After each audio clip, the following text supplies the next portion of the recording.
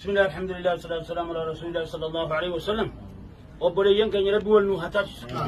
بشار ربي نبيدو تهنو ولو في أرسي ولو لربي قرآن دجيسين ولو في أرسين أبري يريوا ولو تو في كتو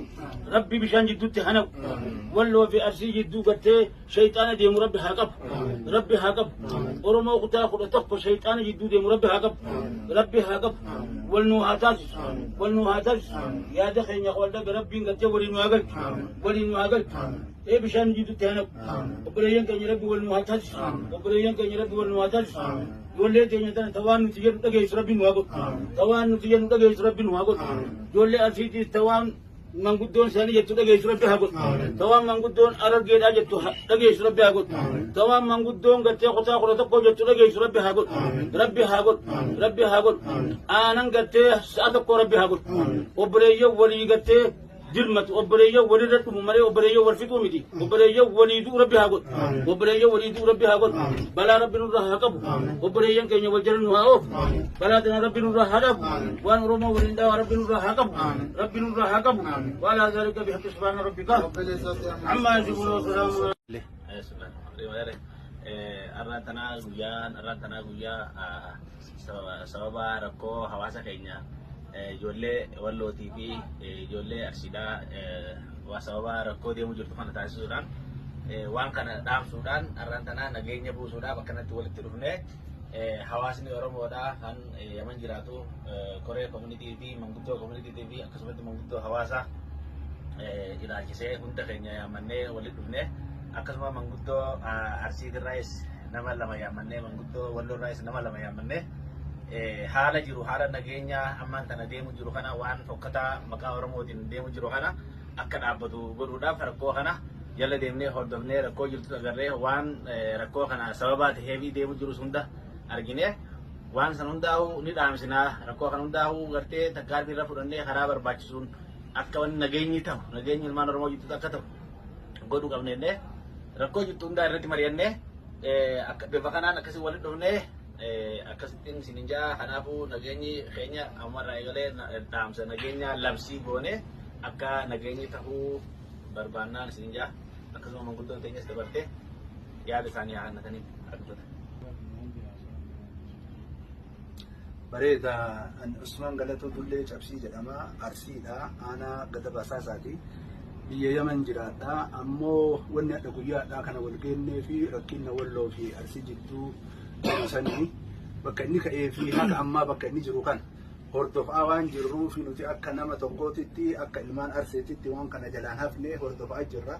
waan kanaaf jecha uduuwwanni kaleessa dalagame sun badduu fokkattuu waan taateef deebi'ee namni biraa waan irratti dalagaa jiru isiin sun waan nuun ta'iniif akka isiisan lola san akka ilmaan Arsiititti ana akka kabajaan isin gaafadhu manguddoo keessan ta'ee lolli kun akka dhaabbatudha. Isinillee gara kennaanii gara ilmaan Arsiitiin namallee qabinaa nama harkaa qabdanillee miidhinaa nama harkaa qabdanillee akka gadhiiftanii nama kennallee nama ilmaan Arsee ta'e nama nafseen isaa baatee jirtu maqaa lola kanaatiif waan kanaatiif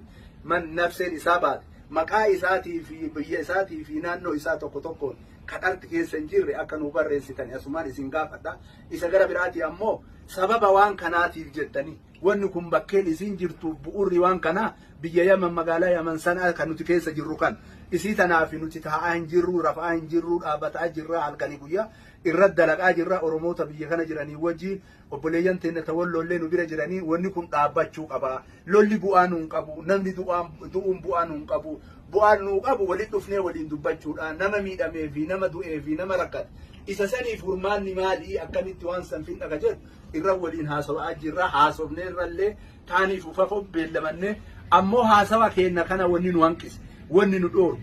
aadaa ambaatitti nama du'aa jiruu fi nama ajjeesaa jiran nama wal reebaa jiran taa'anii manguddummaa dubbachuun ni ulfaata kanaaf jecha isin akka ilmaan Arseetitti lolli kun akka dhaabatu kabajaan akka ulfinnaan isin gaafadha lola kana dhaabaa ilmaan Walloota qabda yoo jiraate maqaa dhooftanii guyyaa fi sa'a waliin akka gadhiiftan kabajaan isin gaafadha nama Arsii ta'e ilma Arsee ta'e nama nurraa du'e nama nurraa wareegame maqaa fi abbaa isaatii fi ganda isaa akkasuma akka nu beeksiftan amma isallee kabajaan isin gaafadha galatooma ulfaadhaa nuti walumaa galatti lolli kun nun baasu lola kana nurraa dhaabaa ilma arsee taatee ka sagaleeti jedhageettu lolli kun nurraa haa dhaabatu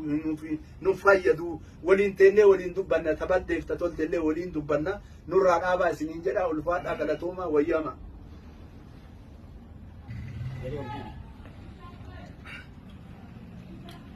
Bismillahirrahmanirrahim. Obboleeyyan kiyya gartee koreen koominiitiitii fi hawaasni manguddoon Oromoodhaa bakka kanatti walitti nu fidanii haala amma deemu kanarratti waan nu gaafatanii haala jiru yaada keenya hubachuufis hedduu galatooma. Ana Ahmad Eeda Umar qorii biyya kiyya nama sanaa jiraatu akka gartee manguddoo Oromoo Wallootti sanaa kanaan jiraata. Obboleeyyan kiyya ijoollee Walloo kan amma gartee huduuda Suudiitii fi ilaa gartee biyya hunda keessa jirtan wanna siniin jiru lolli gartee amma deemaa jiru kun lola gartee baaxil yookaan lola gartee faayidaa hin qabne waan ta'eef akka lola kana gartee hatattamaan nurraa dhaabdan warra qabdanii gartee harkaa qabdaniis akka kabajaan gadhiiftan warra gartee ammoo kara keenyaahis gartee haala gartee waa taame hundarratti akka nu hubachiiftan lolli amma deemaa jiru kun lola gartee Arusii fi gartee Walloo jedhutti jedhamee gartee deemaa jiru kun bu'uurri isaa waan gartee isin hin laashifne walumaa gala isatti saniifuu haala jiru keessatti rakkoon inni uumee jiru waan gartee sanaa kanatti gartee waan namni gartee lafaa qabuuf sam gartee manguddoon dhimma kana harkaa qabdu itti deemaa jirti isin ammoo sa'a kanarraa qabdanii akka lola dhaabdan kabajaanin isin gaafadha dhaabaa lola kan obboleeyyan kiyya dhaabaa nama harkaa qabdanis hin miidhinaa warra gartee isin harkatti ishoo waa ta'e jiraate himaa nutti cubbuun gashinaa akka kanatti wal quba haa qabaannu wassalaamu alaikum warahmatullahi wabarakatuh. Warra harkaa qabdanis hin miidhinaadha gadhiisaa jechuu kiyya gartee qabaataa odoon ta'in gadhiisaa agarsiisaa gadhiisa fayyaa tahaa galatooma. Asumarratti wanni ammas isin hubachiisuu fedhu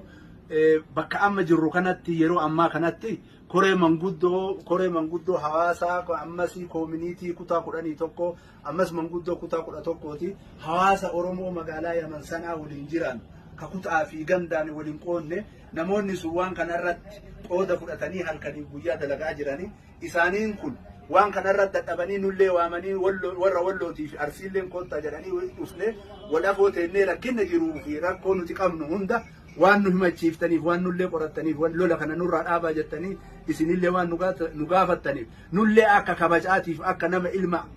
gosaatti ilmaan arse akka lola kana nurraa dhaabdan ammas irra deebee kabajaan isin gaafadha galatooma ulfaadha isaanillee haa ulfaatanii rabbi umrii isaan nu haa dheeressuu isinii jedha.